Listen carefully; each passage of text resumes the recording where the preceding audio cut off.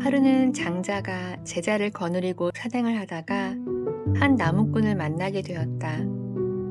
나무꾼은 가지와 잎이 무성한 커다란 나무 옆에 앉아 있었는데 시간이 지나도 나무를 베려는 기미가 보이지 않았다. 궁금하게 여긴 장자가 나무꾼에게 왜 나무를 베지 않느냐고 물었다. 나무꾼은 단 한마디로 대답했다. 쓸모가 없지 않습니까? 장자는 나무를 한동안 물끄러미 바라보다가 이렇게 말했다.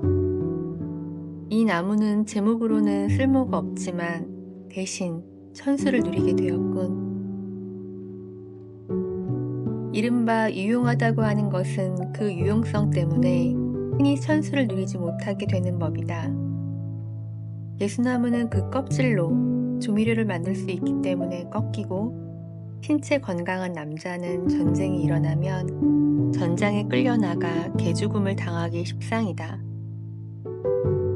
그러나 껍질이 얇아서 물을 담으면 터져버리는 박도 뗏목을 띄우는 데는 유용하게 쓰일 수 있으니 어찌 보면 유용과 무용은 편견의 다름 아닐 수도 있다. 따라서 어떤 사물의 일면만 보고 쓸모없다 하여 업신여기거나 스스로를 비하하는 것은 잘못된 것이며 불행이나 근심의 원인이 될 수도 있는 것이다. 장자는 산에서 내려와 옛 친구의 집을 찾아갔다. 친구는 장자를 몹시 반기며 하인에게 거위를 잡아다 요리를 하라고 일렀다. 그러자 하인이 물었다. 한 놈은 잘 우는데 다른 놈은 울 줄을 모릅니다. 어느 놈을 잡아 요리할까요? 울 줄 모르는 놈을 잡아라. 다음날 한 제자가 장자에게 물었다. 어제 산속에서 본 나무는 쓸모가 없는 바람에 천수를 누렸습니다. 그런데 친구분 댁의 거위는 쓸모가 없어서 죽게 되지 않았습니까? 쓸모 있음과 없음에 대한 선생님의 생각은 어떤 것입니까? 날카로운 질문이 아닐 수 없다. 그러나 장자는 웃으며 이렇게 말했다. 나는 쓸모 있음과 없음의 중간에 있으려고 한다. 명예도 구하지 않고 남을 헐뜯지도 않으며 때로는 용이 되고 때로는 뱀이 되듯이 대세에 따라 변화해 갈 뿐 그 어느 한 군데에 집착하려 하지 않는다. 오르락내리락 하면서 다른 사람들과 조화롭게 지내고자 할 뿐이다. 세상의 이치를 한번 보거라. 만남이 있으면 헤어짐이 있고 무엇인가를 이루고 나면 무너질 때가 있고 현명하면 모함을 당하고 어리석으면 곧 쏟게 되니 어찌 화를 면할 수 있겠느냐. 슬픈 일이 아닐 수 없다. 장자는 쓸모 있음과 없음 그 어느 것에도 집착해서는 안 된다는 것, 일종의 중도적 입장을 지니라고 한다. 그런데 장자의 중도는 양극단의 중간을 말하는 것은 아니다. 이런 식의 중도는 자칫 편협해지기 쉽기 때문이다. 장자는 중도를 견지하되 변화를 거부해서는 안 되며 또한 대상에 집착하거나 미혹하지 않을 때 화와 번뇌의 소용돌이에서 빠져나올 수 있다고 말한다. 그렇다면 이러한 중도에 들어서기 위해서는 어떻게 해야 하는 것일까? 장자를 보면 공자의 입을 빌려 심재라는 방법을 제시하고 있다. 마음을 옳게 하여 귀로 듣지 말고 마음으로 들어라. 그런 다음에는 마음으로 듣지 말고 귀로 듣도록 하라. 귀는 소리를 듣는 데 그치고 마음은 개념을 형성하는 데 그치지만 귀라는 것은 텅 비어 있으므로 무엇이나 다 받아들일 수 있다. 도라고 하는 것은 오직 텅 빔 속에 깃들이는 것이니 마음을 텅 비우는 것이 바로 심재다. 결국 마음을 비우는 것이 참된 도, 중도를 받아들일 수 있는 첫째 조건이 되는 셈이다.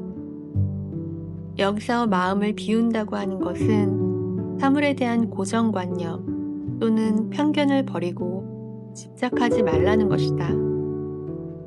이 세상 만물에 대한 인간들은 자연의 상태를 보기보다 자신의 이해 방식에 따라 선악을 구별하기 좋아하거나 혐오하고 집착함으로써 스스로 자연스러운 상태에서 멀어지게 한다고 한다. 그래서 장자는 인위적인 데서 벗어나 자연과 합일하기 위해서는 마음을 비우는 것에서 시작해야 한다는 것이다. 장자는 그 이유를 이렇게 말한다. 눈이 너무 밝으면 외물에 이끌리기 쉬워 위태로우며 귀가 너무 잘 들리는 것도 마찬가지고 마음이 너무 지혜로운 것도 위태롭다. 인간의 감각 기능을 간직하고 있으면 위태롭다. 일단 위태롭게 되고 나면 고치려 해도 쉽게 고쳐지지 않아 화가 커지게 된다. 그렇게 되면 본래의 모습으로 돌아가는데 많은 공력이 들고 성과를 얻으려면 오랜 세월이 걸린다. 그런데도 사람들은 감각 기능을 보물처럼 여기고 있으니 어찌 슬픈 일이 아니겠는가. 장자에서는 또 하나의 방법으로 만회의 입을 통해 좌망을 들고 있다. 감각과 지식을 버려라. 그래서 자연과 하나 되는 것을 좌망이라고 한다. 감각과 인간의 지식을 초월할 때 비로소 도에 이르는데 그것은 바로 우리 모두 꿈꾸는 자유의 경지요. 우리를 속박하고 있는 모든 번뇌에서 벗어날 수 있는 길이라는 것이다. 위나라 해왕이 제나라 위왕과 약속을 했는데 위왕이 그것을 어기고 말았다. 해왕은 화가 치밀어 올라 자객을 보내 위왕을 죽이려고 했다. 그러자 공소년이라는 신하가 이 말을 듣고 창피한 일이라 여겨 말했다. 대왕께서는 만승의 군주이신데 어찌 한낱 자객을 보내 원수를 갚으려 하십니까? 제게 군사 20만을 내어주십시오. 그러면 당장에 제패하사 버리겠습니다. 계자가 이 말을 듣고 그 또한 부끄러운 일이라 여기며 말했다. 별길 높이의 성을 쌓고 나서 다시 허물어 버리라고 하면 일꾼들은 괴로워할 것입니다. 지금 우리나라는 군사를 일으키지 않은 지 7년이 됩니다. 이것이 바로 천하의 왕이 될 기반입니다.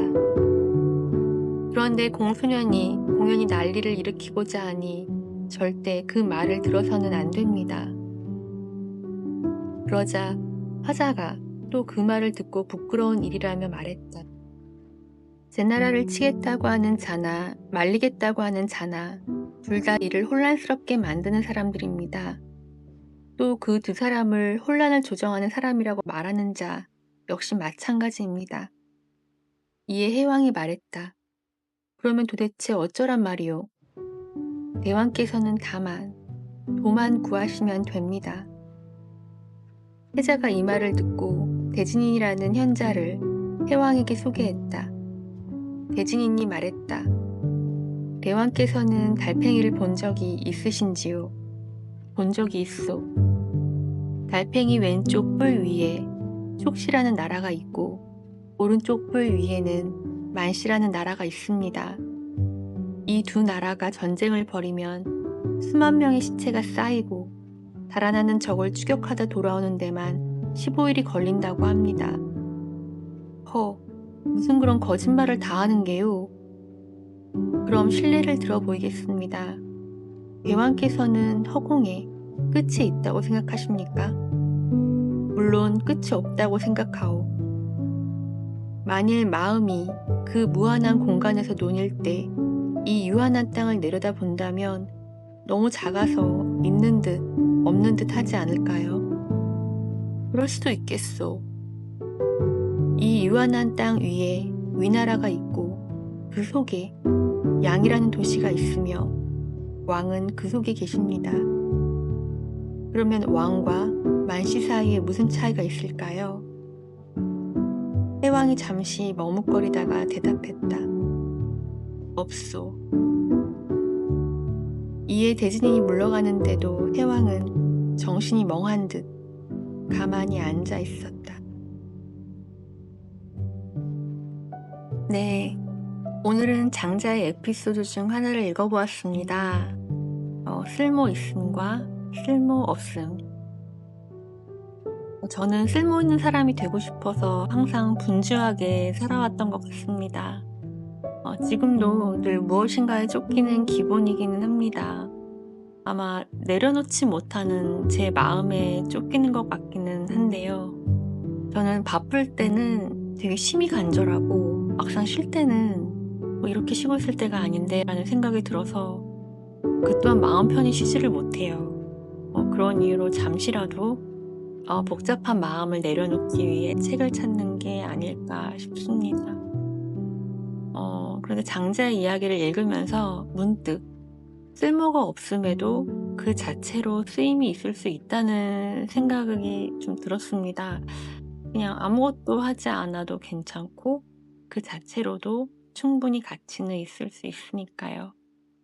혹시 여러분도 저와 비슷한 생각을 잠시라도 하셨다면 오늘은 그냥 잠시 생각 멈추고 있음 자체의 소중함을 느끼시길 바랍니다. 오늘도 지금 이 순간의 존재함을 감사합니다. 오늘도 여러분이 주인공입니다. 감사합니다.